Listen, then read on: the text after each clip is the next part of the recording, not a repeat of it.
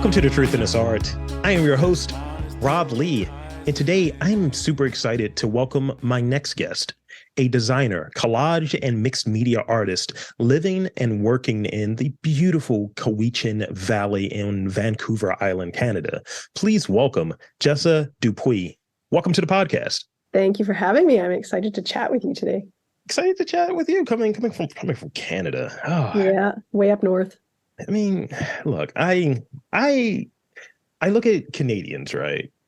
They're better than us a little bit, just a little bit nicer. Yeah, I don't know. I've spent a bit of time in the States, and all the Americans I meet are awesome. And I've run a bunch of workshops, and almost everyone is American in them, and we have a great time. So I think there's good people everywhere. See, I like that. I like that answer. That's a great answer. So before we get into like the main crux of today's conversation and my sort of trolley rapid fire questions on the back end, I want to open it up and give the space to you to share a bit about your background and some of your early creative interests, because I find that there's always something. There's always something that someone will mention. It's like, yeah, growing up, I saw this one painting and it was just so much blue. And that's why I only like the color blue and only paint the color blue for sake of argument. So could you share like a bit of your background and some of your early creative interests? Yeah, sure. I think with most young kids, they're all creative, whether it's like amazing Lego things they build or making stuff outside as a fort or whatever it is. I like to draw cartoons when I was younger. I drew a lot when I was little. But then I was sort of growing up right when, like we were getting our first computer in the house, and like there was, the dot matrix printers and a print shop. I don't even remember who made that program, but there was print shop on the PC. And I think it was probably in about grade 10 or something, and started playing in that program and decided like, oh, drawing is so boring when I can make things on the computer. And so my career that I've worked in for the last 18 years is as a graphic designer. And that all kind of stemmed from that, being creative and loving drawing and art, but then moving on to the computer and then realizing I like to work smarter and not harder, which was a bit detrimental because I kind of lost some drawing skills for a good few years there, high school and into traveling and then coming back to go to school for graphic design. So I spent, the last 12 to 13 years before I started doing analog collage as a graphic designer. And I still do. I still, have a couple of retainer clients I work with. But I started doing collage and mixed media as a bit of an art therapy break for myself because my youngest daughter, about 6 years ago when she was 2 years old, was diagnosed with type 1 diabetes. And so like a lot of people don't really know a lot about diabetes or type 1, but essentially it's sort of like her pancreas stopped working. It's like her organ failed. So her body makes no insulin. So my husband and I act like her pancreas 24 hours a day, 7 days a week. So let me tell you, it's hard work to be an organ. It's like, yeah, it's really hard work. And it was really hard because she was 2, and giving a 2-year-old needles 8 times a day is a terrible day every day over and over for like 8 or 12 weeks in and out. Right. Until we got her onto an insulin pump, which still wasn't like any easy peasy road trip, but in those super early days, I would just take breaks. And instead of, going into the office to sit down, I just wanted to make something creative, but not on the computer. I just felt so tired. I felt so like tired and just sort of this huge life change. It was just too much almost. I just wanted to hide. So I just grabbed a couple of magazines. I did a lot of like collage style illustration in Photoshop. So digital collage for my graphic design work, and won a couple awards. And those were always the really fun projects where I got to do the client sort of let me run with it and go in the direction I wanted to go. And we'd come back and forth and, have different feedback and working back and forth. But ultimately, those are the projects I think I was shining in at that time in my design career. So I thought, okay, well, I don't want to do it on the computer because it's too much like work. So I'll just make it like old school with my hands, back in the day when you were a kid and you just got out all your art supplies. So I got some crappy scissors and some, like real simple, like whatever magazine was coming to the house at the time, nothing super exciting or Nat Geo or whatever. And I'd lock myself in my garage office studio and, tell my husband, like, I need art time out. I'm taking my time out. And I'd go in there with a beer and all my little supplies and sit on the floor and just make the ugliest stuff.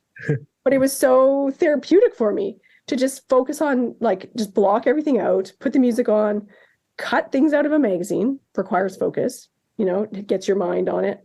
And then, try to compose something that's interesting, whether it was abstract or just like putting animal heads on people bodies, whatever it was. It was just something to decompress and just do for myself. And then I just sort of got immediately addicted to my timeouts because I felt so much better after going in there to spend time gluing and cutting and not worrying about general life as it was. Like, not worrying about the kids, diabetes, clients, nothing, just beer and art time, just quietly alone. So it was really good. So that's kind of how I got into collaging, and I just sort of never looked back. And I've been working hard to sort of shift some of my time more towards art making, to make money making art versus making money just doing design. And so that's been going really well, slowly, but I'm quite happy with like my current path that I'm on. And yeah, I mean, there's nothing better than doing something you love to do. And I love graphic design. I do. But again, most of that is client driven. So you can come up with something you love and the client will say, yeah, but not purple, make it red and make it bigger and move it over. And then we also need to put these 7 other logos on it. Right. Yeah. So it's not quite for yourself. Whereas I find I'm really making art for myself. And I've kept that sort of collage mixed media side for me. And I make things. And if I've decided I love it and it's done, then I'm done. Yeah. And nobody can tell me to change it. And so that's really rewarding for me. And so that's kind of how I got started in the beginning as just being a creative kid, moving through graphic design, and then having a life-changing thing that I needed art therapy for. And my art therapy that I didn't know I needed was collage, which I magically found somehow. So that's kind of, where we are today. My youngest is now 8 years old. She's had type 1 for 6 years. It's easier than it was 6 years ago, but still tough. Kids are still kids, and it's a tough thing to manage and deal with as a little person. And actually, honestly, like as a 40-year-old person, it's also hard, to see your kids and have them be sad because their pod failed. We got to do a new needle and all that kind of stuff. But I come hide out in my studio when that happens. So honestly, nothing much has changed. When type 1 throws a curveball, I'm just like, okay, we deal with the situation, and then Mom goes downstairs and hides for an hour and processes it and helps me feel better and move on to the next thing with that day. So thank you. Wow. I think there's definitely something in that. I think that a lot of people, when you're facing something that's challenging, right? I can look back, I guess, anecdotally and look at like this sort of arc of podcast and this sort of creative, pursuit, right? Or even, just other stuff that I dabbled in, if you will, just to try to like process and like work through different feelings, different emotions. And the two things that come to mind that I think kind of align a bit is, years ago, I would have just, you're in high school, you don't fit in. You're like, all right. And I'm very noticeable. Like I'm 6'4". And so it's just like, I can't hide, and all of this. And it's like, I just want to be awkward by myself. So I would try to capture those feelings in writings and sometimes rap, not good rap. I was not a good rapper, but put it in composition books. And I remember, it's just me processing feelings and putting it on there and just trying to articulate what I'm feeling as an angsty teenager. And one of the more like sad and like embarrassing moments was when my biology teacher found said notebook, and she was like, she like graded one of my poems. She was like, everybody likes you. Don't be upset. I was like, yo, this is embarrassing. And the other thing I'll say in more recent would be this podcast, the sort of genesis of it. We had this sort of international embarrassment of a president that was here, and he was talking ill about Baltimore, and it's racially coded, sexist code, all of the things, and it struck a chord with me. It really got under my skin, and it kind of motivated me to try to craft and facilitate stories being told about a place like Baltimore being the home of what I'm doing, and really kind of extending out and saying like we should be able to speak about what we're experiencing and speak about where we're at, and we're qualified to do it because we have our fingers on the pulse. And having so many different people who are often underrepresented, whether it be women, whether it be the queer community, whether it be people of color, Black people, all of that stuff. And the last thing I'll say about that, just the thing that we all were dealing with with COVID and all of that stuff and being inside and not knowing what's going to happen, I'll say that's when this podcast really took off.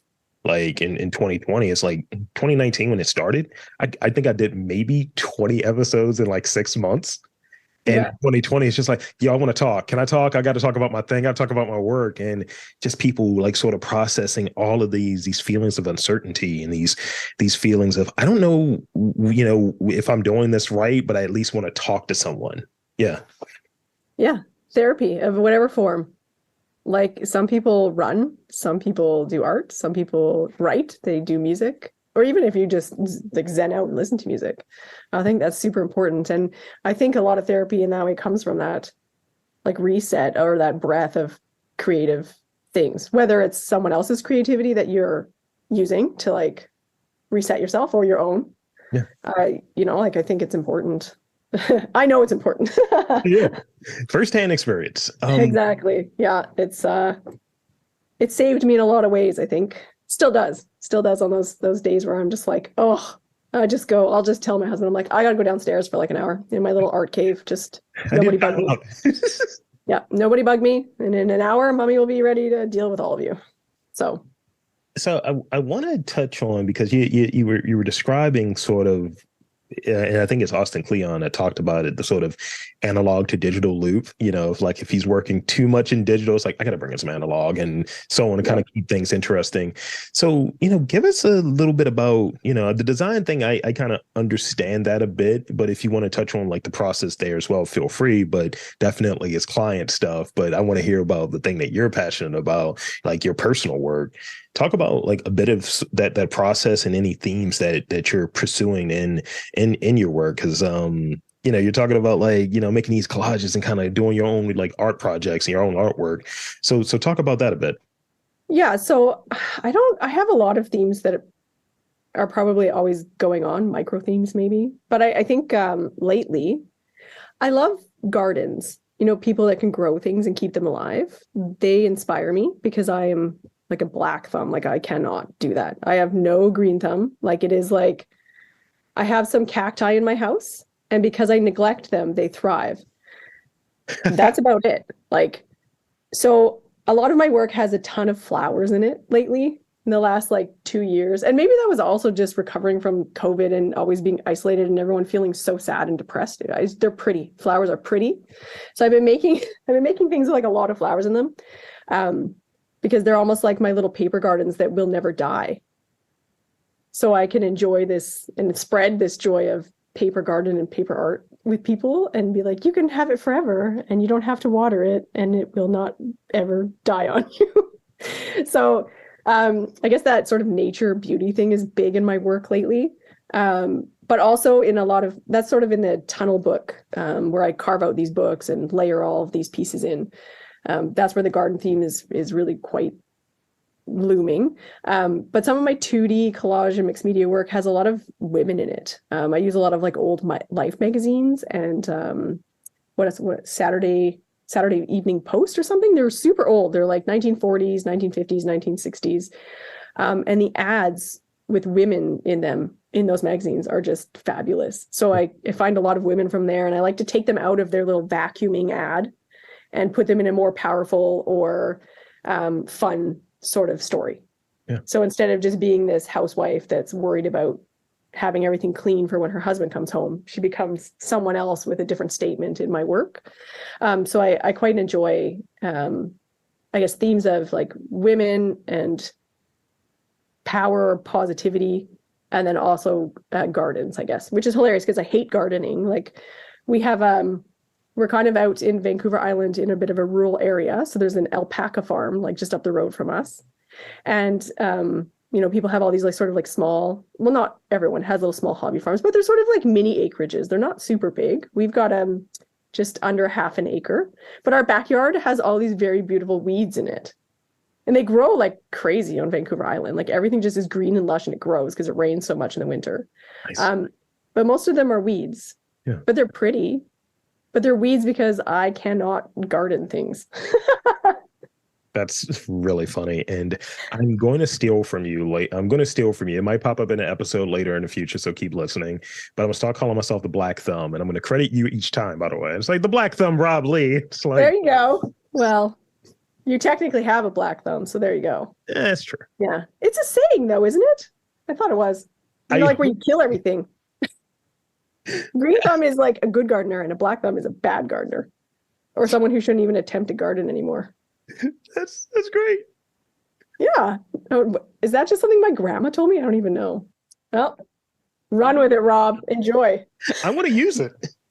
I mean, I'll credit you each time because, you know, I've learned, you know, when someone coins something that's like comedians, you got to give them credit for their jokes, and photographers, you got to credit them in the image. So, you know, definitely doing that, making sure artists and phrase sayers, you can add that to your list of superlatives. Oh, I promise you, I'm not crediting someone. I'm sure it's like a thing. I might have to look it up, and then you can credit and then credit on top of a credit. Yeah, it's like, we'll figure it out. It's like how NFTs work or what have you. It's just like, oh yeah, we just keep adding each person that's owned it on there, and they all get a piece. I don't know. I feel like that's a bit like collage because, you know, it's like a derivative artwork because I'm taking other people's photographs or illustrations or whatever, or collaborating with like a lot of people and ripping out parts of their mixed media pieces to use in my stuff. So it's sort of that idea. And, you know, you're kind of like stealing and borrowing and creating something new. So it works for me. Where do you source the materials though? Like the books, the magazines, like how does that go about? Because I know back at my mom's house, right, we kept all of like the super like Black magazines. Like, yeah, I got Jet, I got Ebony, I got Right On and Word Up. I'm going deep into the 80s at this point. And I'm sure that some like young soldier, some artist that's like, yeah, I need to do some collage work. It's like, look, here's a treasure trove of old like Black cultural magazines. How do you go about like sourcing your materials for your collage work? Really quick on that. If you do know a Black collagist, you should email them and say, I got stuff, because they will always take stuff. Collage, we kind of hoard things. You know, we'll be like, oh, you know one, and I will connect you. I will connect you to this book of whatever, you know, I'll use that one day. So we buy it, or we, you know, for like, thrift shops. People give away books like crazy. They just dump them at thrift shops or used bookstores. I'm really fortunate. There's a used bookstore near my house, and she'll save like her damaged ones for me, the ones that she's not going to sell. So that I don't feel bad at all about ripping them up or going through them or making tunnel books out of them, because they're going to the bin. Like they are going to be put in the garbage or recycled. So, and there'll be people sometimes on Instagram or YouTube or whatever that sort of will try to like troll or shame me and say like, how dare you do that to a book? And I'm like, I rescued this book from the garbage.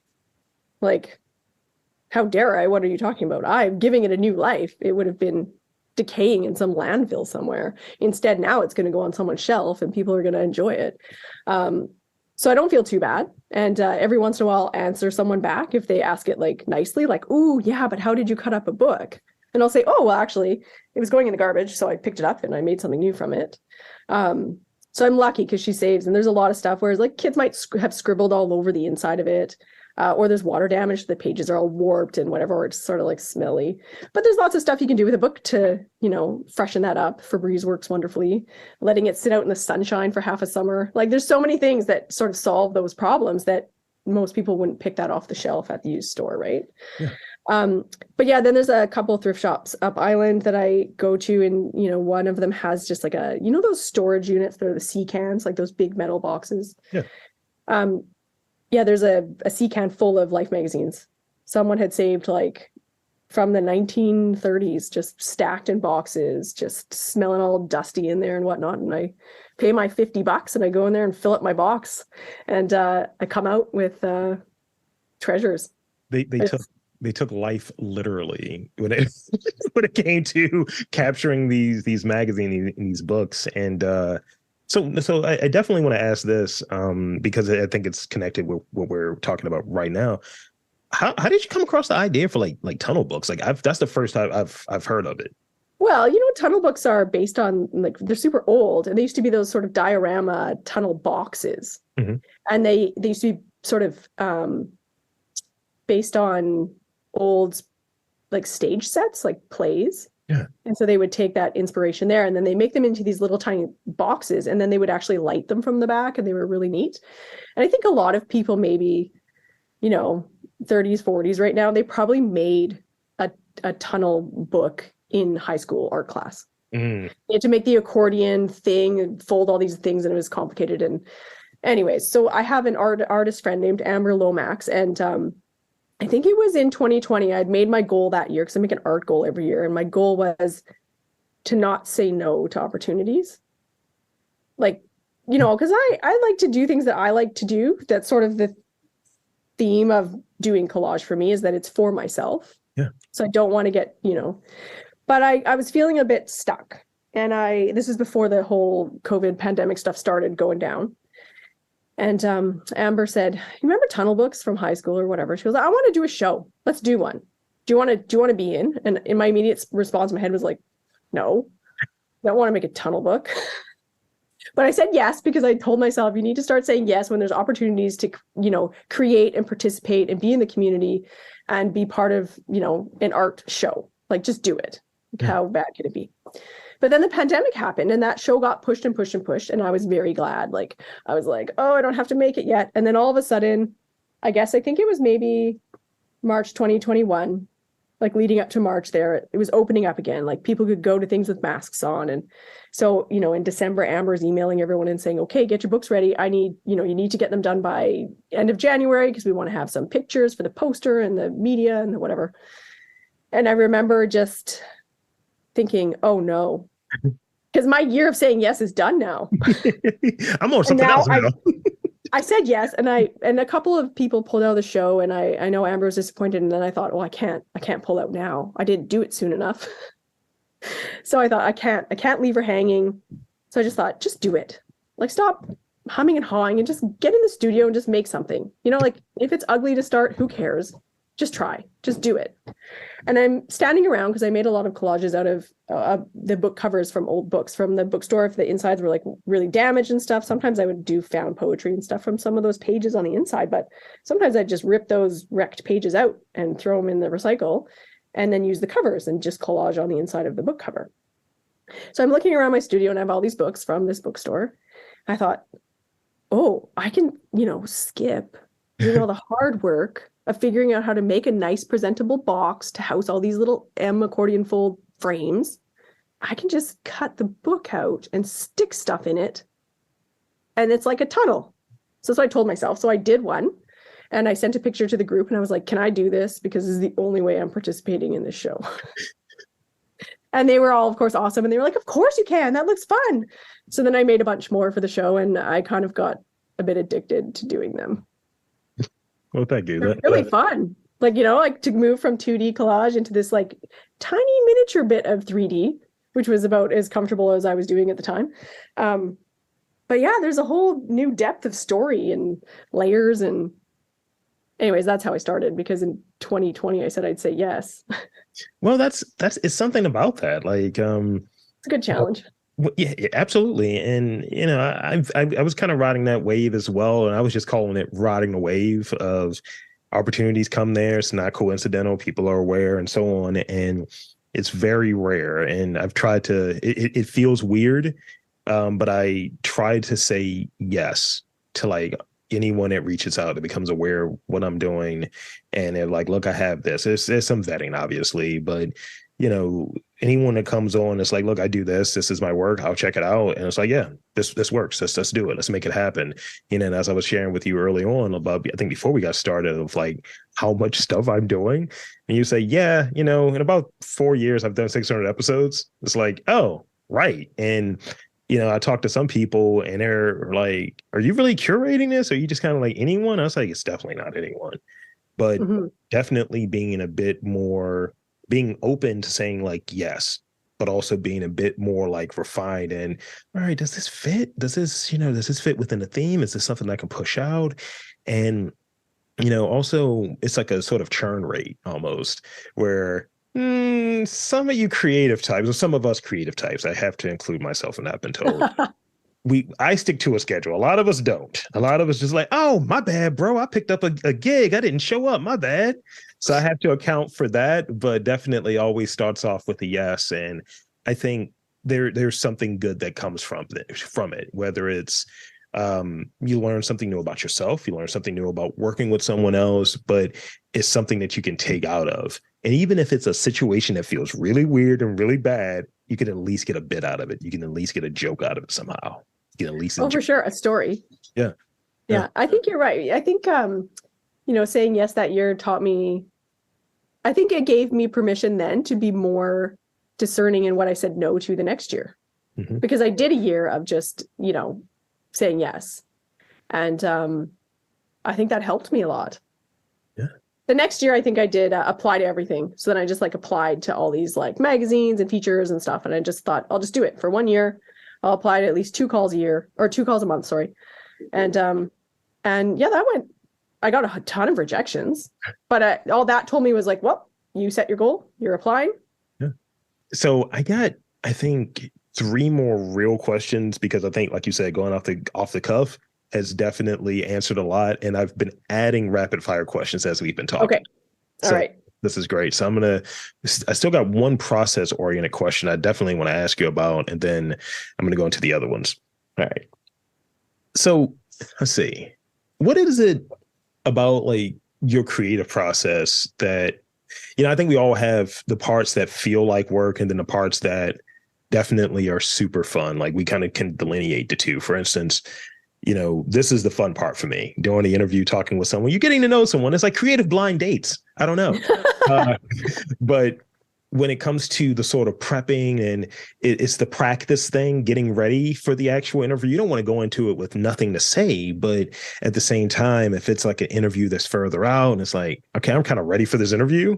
And it's it'll be in 2 weeks. It's I already wrote questions. That's the part that feels like the challenge. It's the dull part. It's the work part, whereas this is the fun part. What is the more challenging, the more dull part of your process for you? And what is the most satisfying component for you? I don't know. That's hard. It's hard for me to answer that because I do client work design. And then my collage stuff is sort of my thing. So I guess to be fair, so this is funny because collage obviously requires a lot of cutting. You have to cut a lot of things out and you have to do it, in detail. And, but when we're watching Netflix, or watching a show or something, that's what I'm doing. I'm just totally relaxed. I think from the early days when, even just going in to my little garage studio instead of thinking about type 1 diabetes with my 2-year-old, cutting was relaxing. Mm-hmm. It was something I could do, I could focus on it, and then I would have something done. And so I like cutting everything out. I have piles and piles and piles. And I know people can't see on this podcast, but I've got just piled everywhere. My studio is a total mess. Because I'll watch a show with my husband and I sit there and I cut for an hour and I can cut out a bazillion things. I'm quite quick now. So, a lot of people find that part of collage tedious, but I don't. I find it just a really therapeutic part of my process. Cutting out those tunnel books can be pretty tedious. I can get pretty sweaty doing it because I got to stand up and make sure I don't cut my thumb off and all those fun things.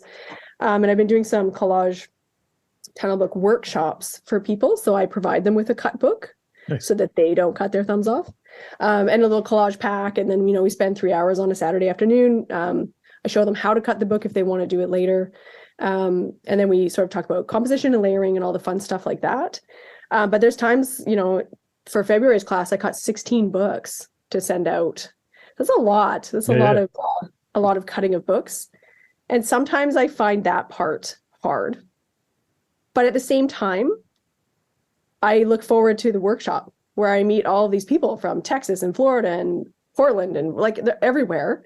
And we spend such a great time hanging out and making something together that gets me through it. I'm also getting really fast at it because I think I've cut about 46 books for workshops in the last 6 months. Wow. So I'm getting I got it down. I put my, my podcast or my whatever show I'm watching on Netflix on the background. And I just cut 6 books in 6.5 hours. And then my hands are done and I have to take a break. But I tend to like to do that. I like to get sort of that the not fun stuff out of the way. Like Yeah. I will go and I will say, okay, today I'm going to cut books for like 7 hours because I know I'll get a whole bunch done and I'm almost through. So I think that's the hardest part probably is for the workshop part of what I'm doing with collage is cutting a lot of title books in a row. That's the most boring. Everything else, I absolutely love it. And I mean, if I'm stuck, if I feel, if I get down here and I start painting, or I'm trying to work on a composition and it's just not working, I'm just not feeling creative that day, but I needed a timeout, I'll just clean the studio. It's always a mess. It's always crazy. It always has stuff everywhere. Or I'll sit down and cut more stuff out. And when I walk away an hour and a half later, if that was my break, I've accomplished something. Even if I didn't make something, I have things that I'm going to make something with later. So that's like really rewarding for me, I think, is that I always have piles that are ready for me when I want to come do something. But sketchbook, I do a sketchbook for myself, and I think that's some of my best work. I think that's probably my most rewarding thing is something I make and I don't show anybody.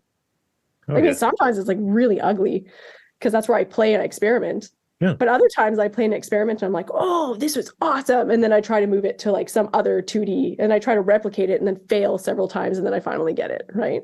So yeah, I think sketchbook has probably been one of my most rewarding parts of my process. And I never kept one before maybe pandemic.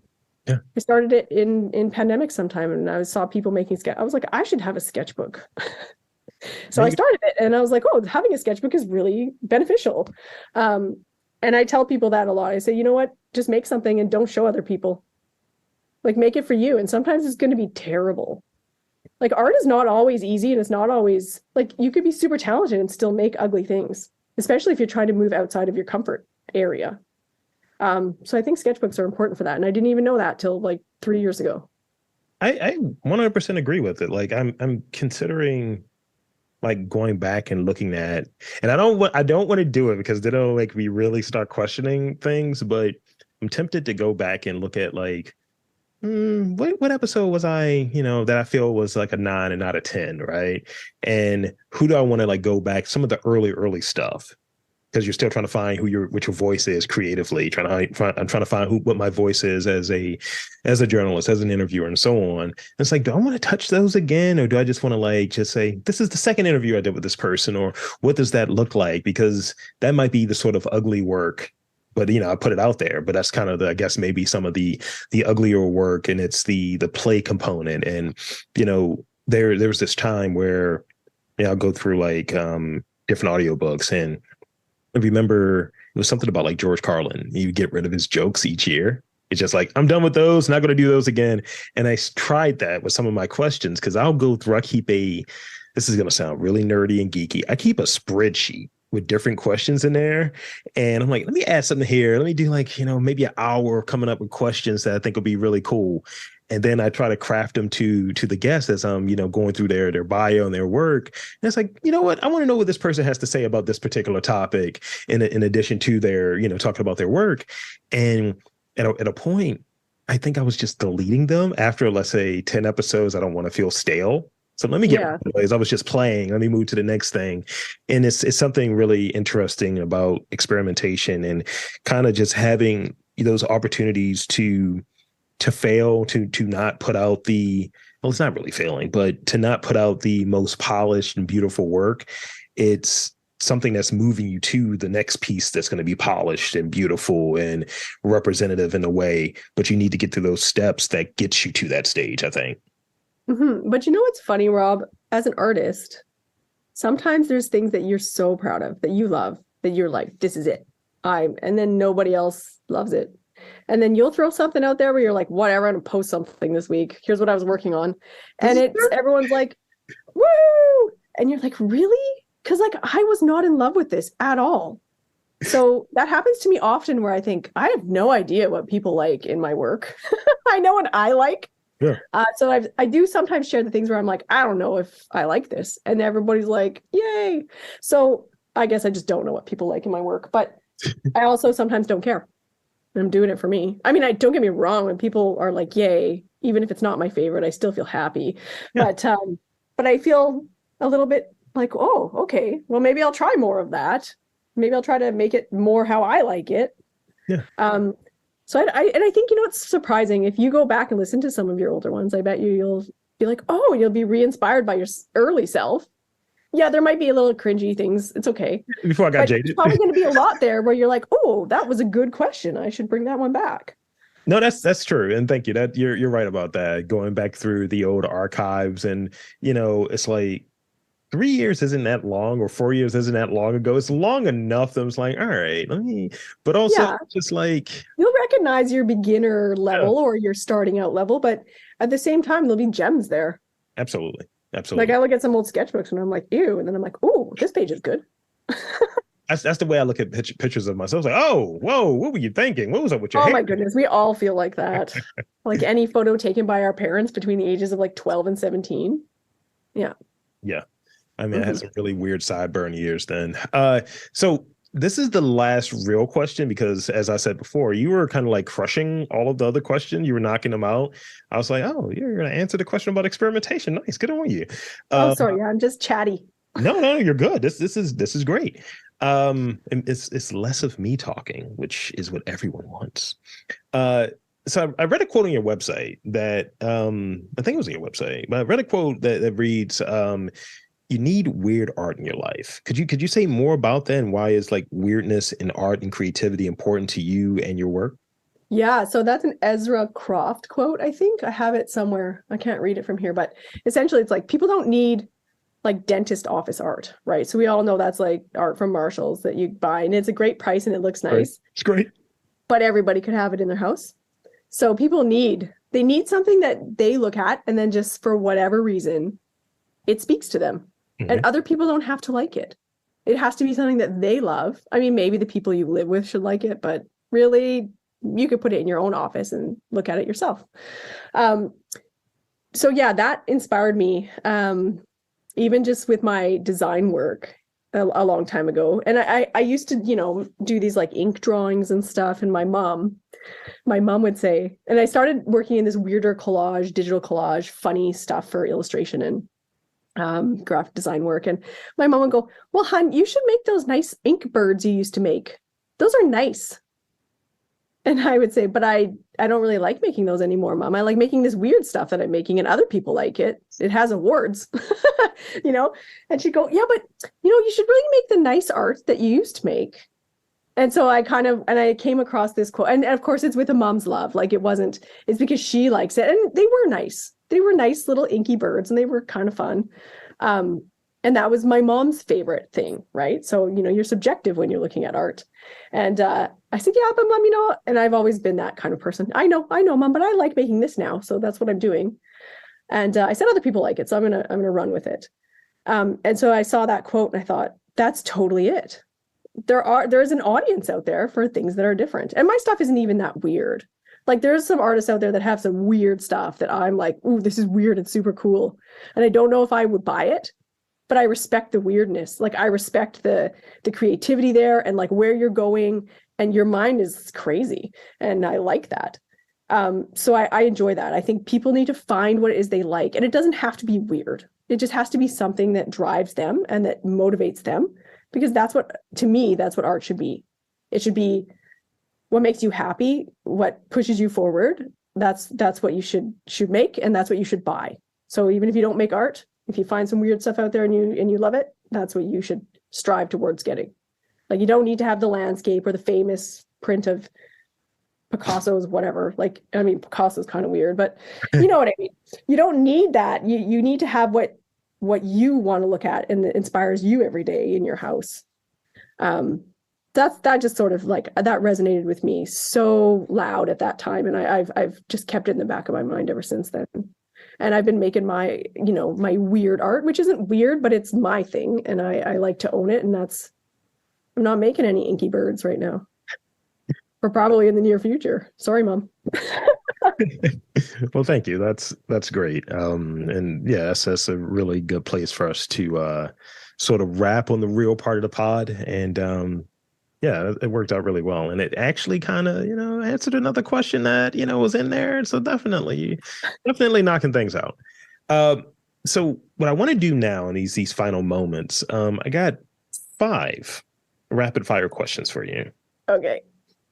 And I'll give you I'm the preface. nervous. I'll give you the preface that I give everyone. Don't overthink it. Don't overthink it. Don't overthink it. And whatever you say in that moment is what you said. It's like, don't, you know. All right. So here's the first one. What was your first job? Oh, my first job was at McDonald's. Okay. I wanted a car so bad, I begged them to hire me before I was 14 because I figured I needed 2 years to buy a car working at McDonald's. I dig it. Mm-hmm. What is your favorite? Because you know your artist types. You can't say have one. So, what is your favorite color combination? I do have a favorite color combination that no one else likes, and it's like this, like sort of really bright orange and teal. It's a And very Miami kind of setup right there. yeah, I love hot weather. No one buys those ones. Mm. I have a whole collection on my wall here. They're lovely. I love them. But hands down, is like this like icy green teal and this bright poppy orange. I like it. I like it. I do too. So you mentioned the black thumb earlier. I'm gonna ask it. What is your favorite flower? Okay, so this is funny because my favorite flower is a Gerber daisy because they're colorful and cheap. You can always get me Gerber daisies because they're not going to cost you a lot of money. That might be the other thing I describe myself. Rob Lee, owner of the Black Thumb, and he's was the cheap and what? Cheap and easy? Cheap and easy. Yeah. Rob Lee, cheap and easy, owner of the Black Thumb. Yeah. Boom. Yes. Don't say weird, but describe your style in one word. That's a very trolly way to ask that question, isn't it? Yeah, but it's not. It's really not weird. Can I have 2 words? Please. I'll go magic wonder. Okay. That's what I feel like my studio time is to me. Got it. It's good. Or one. We could go with just magic. I like magic wonder. I'll even hyphenate right. it for you. Yeah, magic wonder. So this is the last one. Right. Favorite cartoon growing up? Ooh. Yeah. Yeah. That was very early on. You're talking about drawing. I was like, oh, I'm taking a note on that one. Because I was a person that liked to draw and animate when I was a kid. I used to always draw the X-Men, and I would get into trouble by I would hurry up and do a test in class, do a quiz, and I would draw pictures of Wolverine and then sell them. By the way, I would do pictures of Wolverine and sell them in class and get in so much trouble. Teachers, you're distracting everyone. Yes, I'm like, man, look, it's a quarter, man. You can take it or leave it, man. These claws ain't getting any sharper. That's why I used to say. I don't. You know what? I can't even think. I guess my instant thought was Garfield. It's nice. It's good. He was such a jerky cat, and I love like a good sarcastic, like Cards Against Humanity. I can win a lot of rounds. I've got a dirty, sarcastic underlying humor, and I think Garfield, he's just a jerk and lazy ass, but also witty. I just enjoyed like old Garfield. They remade Garfield. I've seen it with my kids, and it sucks. It doesn't work. Yeah. Yeah, and I mean, I guess that's not even fair. I don't even know if like it was a very popular cartoon. I mean, like it was obviously a comic first, I think. It was, yeah. But I did see it on TV, and I enjoyed him like a lot. I mean, I would send Nermal to another place as well. Like, get out of here. I don't like this cheerfulness. You too. Odie's such a dog, right? Like it's just a perfectly captured, dumb, happy dog. Like just so lovely. I hate Mondays as well. And I do like lasagna, actually. I have a lot in common with Garfield. Right? Like, who doesn't love a good nap? I don't know. Oh, absolutely. Have my post-lunch, pre-brunch snack. So with that, I want to, thank you for coming onto this podcast. This has been a great way to spend the afternoon here. You're 3 hours behind, so you're in the early afternoon. And I want to invite and encourage you to share with the listeners where they can check you out, your work, social media, website, all of that good stuff. The floor is yours. Oh, okay. So I guess jessadupuis.art is where I'm at online. And then mostly I'm just on Instagram at Jessa Dupuis. So JESSADUPUIS, because I know that's hard to spell. And I'm not French. I married a guy that has a French last name, and so a lot of people will get excited. And I'm like, no, I can't speak French. I mean, I was going to come on here real weird, like, and here we are, just terrible French accent. Yeah, no, would not have worked. I would have been like, oh, sorry, only English. Sadly. Every, and So, you're native Canadian, right? You're from yeah, there, or okay? Because I'm hearing a little bit of it. I'm hearing a little bit of that Canadian accent creep out every now yeah, and then. good. Because we were talking to our kids the other day about accents, and Zaya was saying, well, but so and so has an accent, but do we have accents? I was like, everybody's got an accent. I didn't drop any A's today for you though. So thanks for having me on here, A. A real pleasure. And there you have it, folks. I want to again thank Jessa Dupuis for coming on to the podcast. And I'm Rob Lee, saying that there's arts and culture in and around your neck of the woods. You just got to look for it.